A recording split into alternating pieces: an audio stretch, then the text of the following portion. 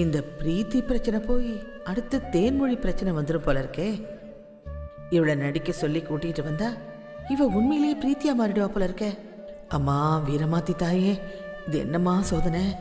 இந்த பிரச்சனைக்கெல்லாம் ஒரு முடிவை நீ தான் கொடுக்கணும்.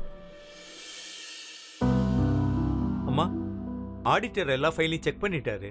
நீங்க சைன் பண்ணிட்டீங்கன்னா இந்த ஃபைல் எல்லாம் கொடுத்துருவேன். அதுக்கு தான் எடுத்துட்டு வந்திருக்கேன். நீங்க பார்த்துட்டு கையெழுத்து போடுங்கம்மா.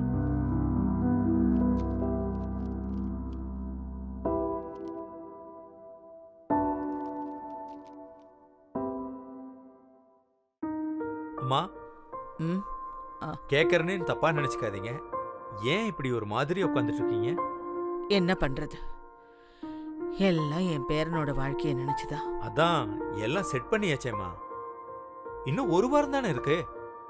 அப்புறம் பிரீத்தி வந்துட்டா மொத்த பிரச்சனை தீந்துருல்லம்மா.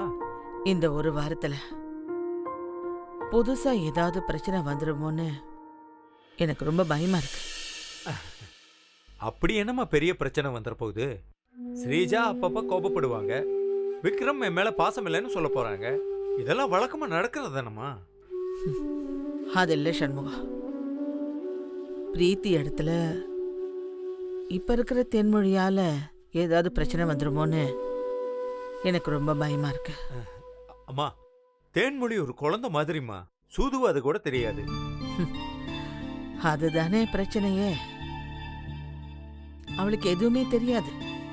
ஏன்னா இது வரைக்கும் அவ எந்த ஆம்பளை பசங்க கூடயும் பழகினது கிடையாது. அப்படிப்பட்டவளை நாம இங்க கூட்டிகிட்டு வந்து விக்ரம் கூட பழக விட்டுருக்கோம். அவ நம்ம சொல்றதையே புரிஞ்சுக்க மாட்டேங்கிறா. விக்ரம் கூட பேசாத பழகாதன்னு சொன்னா நம்ம முன்னாடி சரி சரின்னு தலையாட்டுறா. ஆனா விக்ரம பார்த்த உடனே அப்படியே மாறிடுறா.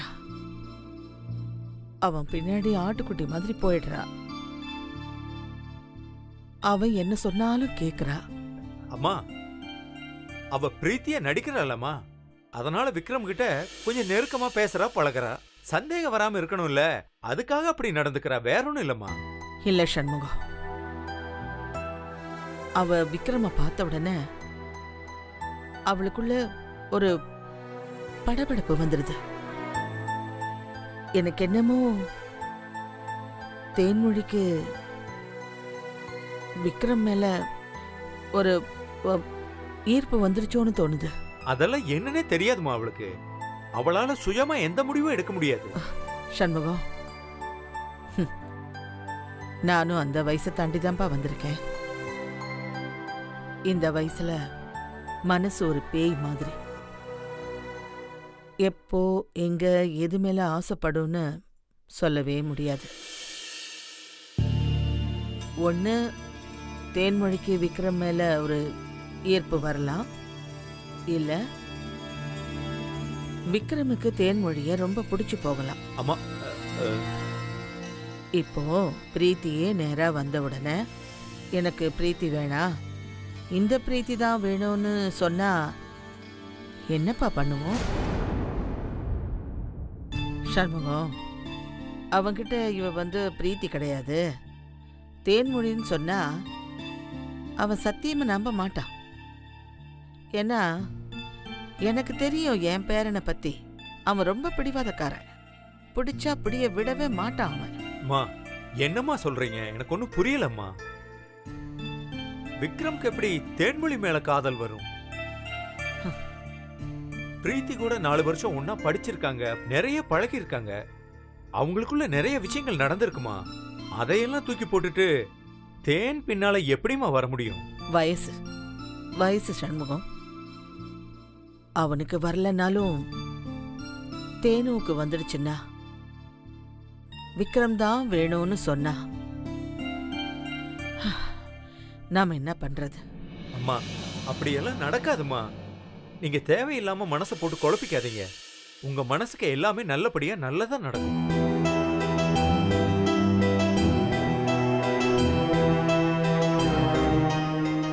இதுக்கு ஒரே வழி, தேனுவுக்கு கல்யாணம் பண்ணணும்.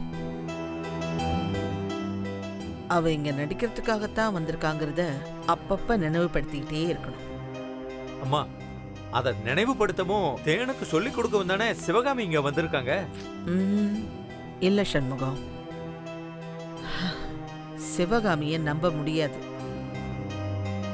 ஏன்னா சிவகாமி கிட்ட 2-3 தடவை சொல்லிட்டேன். அவ தேனை கண்டிக்கிற மாதிரியே தெரியல. அதுவும் இல்லாம நாம இந்த விஷயத்துல வேற யாரையும் நம்ப வேண்டாம். நம்ம மனசு என்ன சொல்லுதோ அதை மட்டும் கேட்போம். எனக்கு இதுல பிரச்சனை வரும்னு இவ்வளவு நாள் தோணல.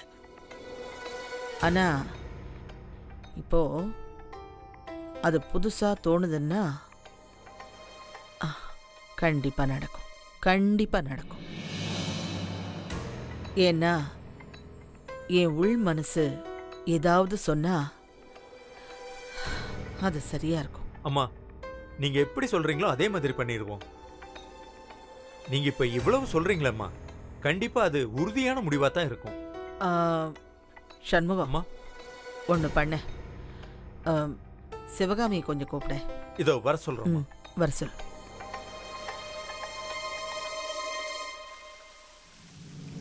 அம்மா, சிவகாமி, அம்மா உங்ககிட்ட ஏதோ பேசணுமா, உன்னை கூப்பிடுறாங்க, வா. இதோ பைப் ஆஃப் பண்ணிட்டு வந்து. இருக்கட்டுமா, வேணாம், அர்ஜென்ட்டா உங்ககிட்ட ஏதோ பேசணுமா, நீ வா. சரிங்க, அப்புறம் பாத்துக்கலாம், வா. அம்மா, சிவகாமி. சிவகாமி, நான் உன்கிட்ட தேன்மொழியை கண்டிச்சு வைன்னு தானே சொன்னேன். அம்மா, நான் சொல்லிட்டு தாமா இருக்கேன். மதியம் கூட அவளும் விக்ரமையாவும் பேசிட்டு இருந்தாங்க. அப்ப கூட நான் அவளை ரூம்ல கூட்டு போய் மிரட்டினேம்மா. மதியமும் பேசினாளா? இப்ப நான் வரும்போது டைனிங் டேபிள் கிட்ட அல்வா ஓட்டிக்கிட்டு இருந்தா. இவ்ளோ சொல்லி திரும்ப திரும்ப இதே பண்றாளேம்மா. இருங்கம்மா அவளை. கொஞ்சம் பொறுமையா. இல்லம்மா, அவளை 2 சாத்து சாத்திட்டு சொன்னாதான் நம்ம சொல்றதையெல்லாம் கேட்பா. இல்லன்னா அவ எதுவுமே கேட்க மாட்டாமா. நாம எதை அவளை பண்ணாதன்னு சொல்றோமோ அதை தான் அவ கரெக்டா பண்றா. அவளை சொல்லியும் திட்டியும் எந்தவித பிரயோஜனமும் கிடையாது. ஏன்னா அவளுக்கு பிரீத்தி மாதிரி நடிக்க வரல. ஓகே, நம்ம அதெல்லாம் விட்டுருவோம். இதுக்கெல்லாம் ஒரு முடிவு கட்டுற மாதிரி அவளுக்கு ஒரு கல்யாணத்தை பண்ணி வச்சிடலாம். அம்மா, அவளுக்கு கல்யாணமா? ஏன், வாசியும் அதுதானே? ஆமாமா, எனக்கும் அதுதான் ஆசை. அவ கல்யாணத்தை பார்த்துட்டேன்னா எனக்கு அதுவே போதுமா. அதுக்கப்புறம் எனக்கு என்ன நடந்தாலும் பிரச்சனை இல்லம்மா. அதுவும் இல்லாம ஏன் சொல்றேன்னா, பிரீத்தி இன்னும் எப்படியும் 1 வாரத்துல குணமாயிடுவா. அவ இங்க வந்துட்டா நீங்க இங்க இருந்து போற மாதிரி ஆயிடும். கவலைப்படாதீங்க, உன்னை வெறுங்கையோட அனுப்ப மாட்டேன். நான் என்னைக்குமே சொன்னா சொன்னதுதான். நீ எனக்கு பொண்ணு மாதிரி, தேனும் எனக்கு பேத்தி மாதிரி தான். உங்களை சும்மா போக சொன்னா திரும்பவும் அந்த பண்ணையார் ஆளுங்க வந்து உங்ககிட்ட பிரச்சனை பண்ணுவாங்க. ஆமா, அந்த பண்ணையாருக்கு ஏதோ கண்டம் இருக்குன்னு தானே தேன்மொழியை கல்யாணம் பண்ண துரத்திக்கிட்டு இருக்கான். அவன் தேனை கண்டுபிடிக்கிறதுக்கு முன்னாடி நம்ம தேனுக்கு ஒரு கல்யாணத்தை பண்ணிடுவோம். அப்போ கல்யாணம் ஆனதுக்கு அப்புறம் எதுக்கு பண்ணையாரு தேனை துரத்த போறான்? நான் சொல்றது புரியுதா உனக்கு? ஆமாங்கம்மா. அதுக்குண்டான ஏற்பாடு நான் பண்றேன். ஒன்று பண்ணு, அவளோட ஜாதகத்தை கொடு. அதுக்கேத்த மாதிரி ஒரு நல்ல மாப்பிள்ளைய கட்டி வச்சு உங்களை பெங்களூர்ல இருக்கிற என் வீட்டுக்கு அனுப்பி வச்சிடுறேன். அங்கதான் என் புள்ள சிவகுரு இருக்கான். எதுவா இருந்தாலும் அவன் பார்த்துக்குவான். அம்மா, தேனு ஜாதகம் ஊர்ல இருக்குமா? ஓகே, நான் வேற யாரையாவது விட்டு எடுத்துட்டு வர சொல்றேன். அம்மா, ஊர்லனா வீட்ல இல்லம்மா, ஜோசியர் கையில இருக்குமா. அந்த ஜோசியர் பண்ணையாரோட ஆளுமா?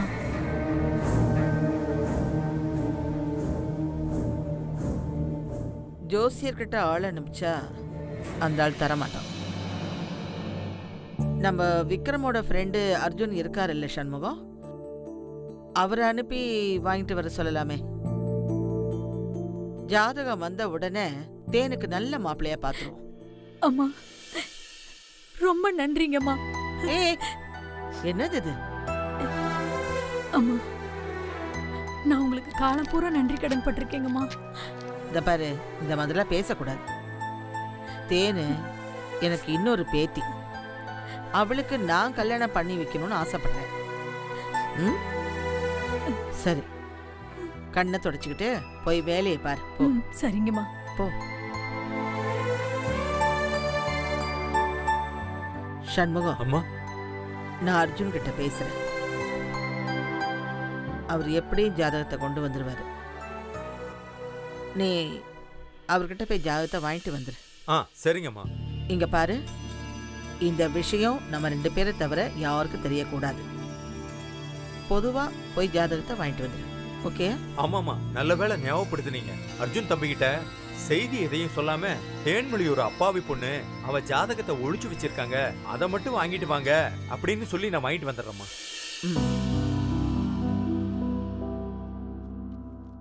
இந்த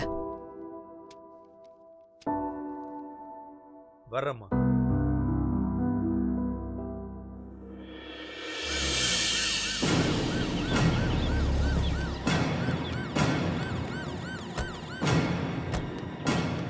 இந்த வீடா அந்த வீடாயா? இந்த வீடு தான் சார். அம்மா தாயே, நீ தான் எனக்கு ஒரு நல்ல வழியை காட்டு.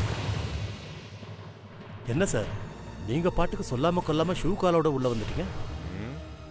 எங்களுக்கு ஜாதகம் வேணும். ஜாதகமா? யாருக்காவது எழுதணுமா? இல்ல, வேணும். எந்த ஜாதகம் சார் வேணும்? தேன்மொழி ஜாதகம்.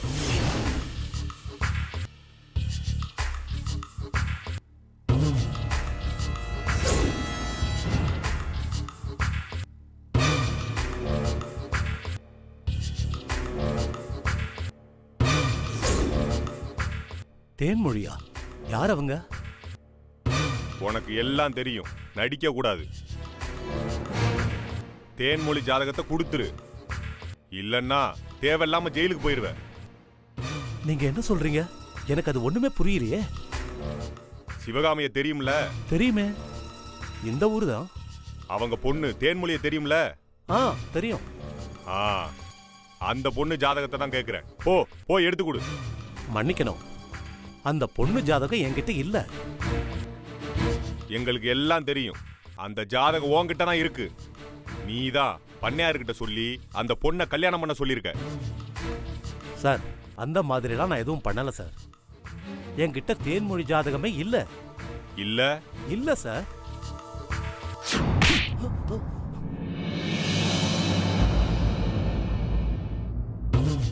வாயால கேட்டா நீ தரமாட்டல்ல? ஏயா, 20 வயசு பொண்ண 54 வயசு கிழவனுக்கு நீ கல்யாணம் பண்ண வற்புறுத்திருக்க. நீ ஒரு போலி ஜோசியக்காரன், கஞ்சா கடத்துறவன்னு சொல்லி உன்னை தூக்கி உள்ளர வச்சிருவேன், ஜாக்கிரதை. என்ன சார் மிரட்டுறீங்க? அப்போ மரியாதையா ஜாதகத்தை கொடு. சார், அது இப்ப நீ ஜாதகத்தை தரப்போறியா இல்லையா? Sir sir sir sir sir எடுத்துறேன் சார், எடுத்துறேன். போ போய் எடுத்துருவா.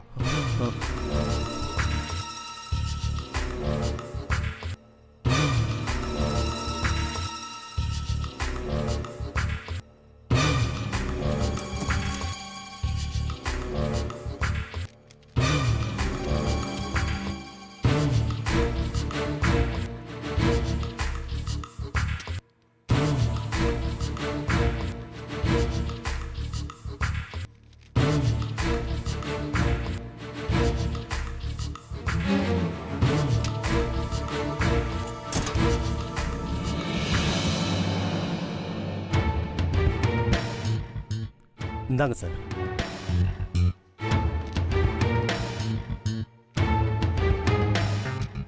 இத முன்னாடியே கொடுத்திருந்தா ஒரு அடியாவது மிச்சமாயிருக்கும்ல. இனிமேல் இந்த மாதிரி சின்ன பொண்ணுங்களுக்கு பெரிய ஆளை கல்யாணம் பண்ணி வைக்க முயற்சி பண்ணாத. அப்படி ஏதாவது முயற்சி பண்றேன்னு என் காதுக்கு வந்துச்சு, உன்னை ஆயுசுக்கும் தூக்கி உள்ளர வச்சிருவேன். புரியுதா? சரிங்க சார்.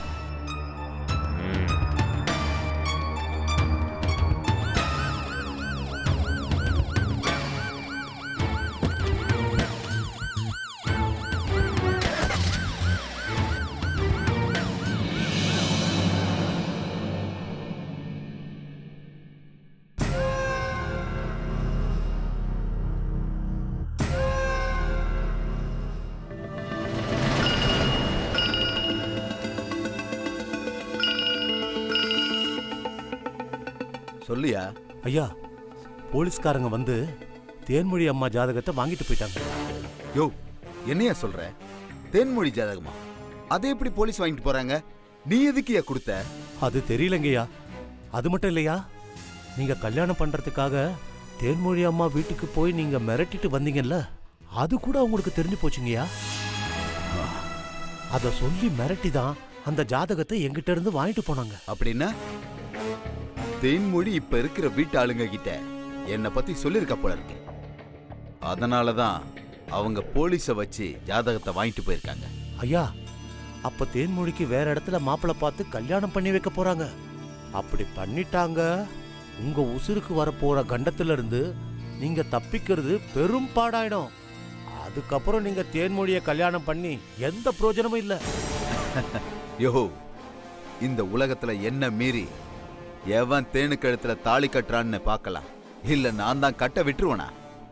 நீ போன வையி, நான் பாத்துக்கிறேன். சரிங்க ஐயா.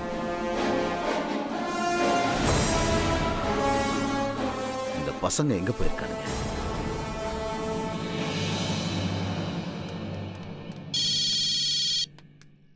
யாரா?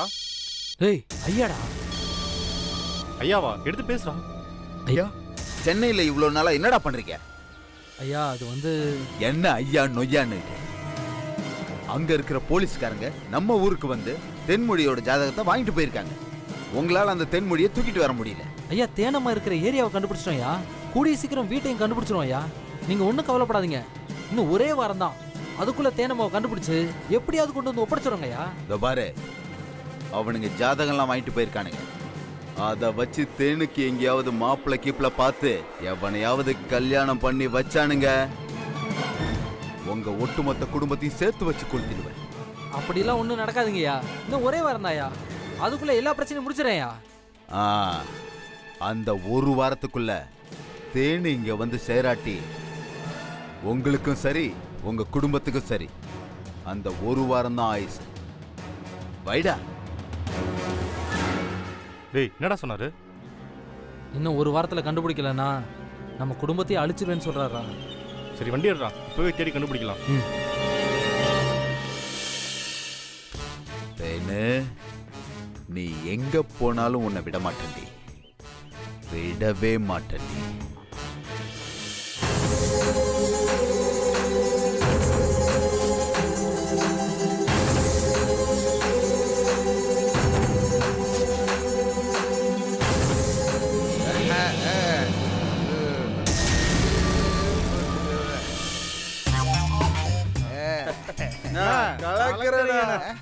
நான் கலக்கறனா இல்ல என் காஸ்டியூமும் சேர்த்து கலக்கறேன்? எல்லாமே கலக்கறேனா? எடுங்க பாஸ். போடுங்கடா. வாயா அட்டகத்தி, கலர் கலரா சொக்கா, கலர் கலரா டவுசரு, ஏதாவது ஃபாரினர்ஸ் கிட்ட திருடிட்டியா? யோ இன்ஸ்பெக்டர், யாரை பார்த்து அட்டை கத்திக்கிற? அண்ணன் இப்ப பெரிய ஆளு தெரியும்ல, பெரிய வீட்டுக்கு சம்மந்தியாக போறாரு. பார்த்து பேசுங்க இன்ஸ்பெக்டர். சம்மந்தியா? ஏய், இவனுக்கு தான் யாருமே இல்லையே. இவன் ஒரு மொட்டை பயலாச்சே. ஏய், அண்ணனுக்கு கல்யாண வயசுல ஒரு பொண்ணு இருக்கு, அது தெரியுமா உனக்கு? ஏய், என்னடா புதுசு புதுசா எல்லாரும் ஆளுக்கு ஒரு கதையை சொல்றீங்க? அது பெரிய இடத்து சம்மந்தினா சம்மந்தி இல்ல, சம்மந்தி மாதிரி நடிக்க போறாரு. ஓ, சினிமாவில் நடிக்க போறானா? சரி சரி சரி, நடிக்கட்டும் நடிக்கட்டும். யோ, சினிமாவில் இல்லையா, ரியலா நடிக்க போறேன். நான் இப்போ இவ்வளவு காசு பணத்தோட இருக்கேன்னா அதெல்லாம் எப்படி வந்துச்சு? அந்த வீட்ல இருந்து ஆட்டை போட்ட காசு. யோ, என்கிட்ட நிறைய காசு இருக்கு. என்னது நிறைய காசா? பெரிய கதையா இருக்கும் போலயே.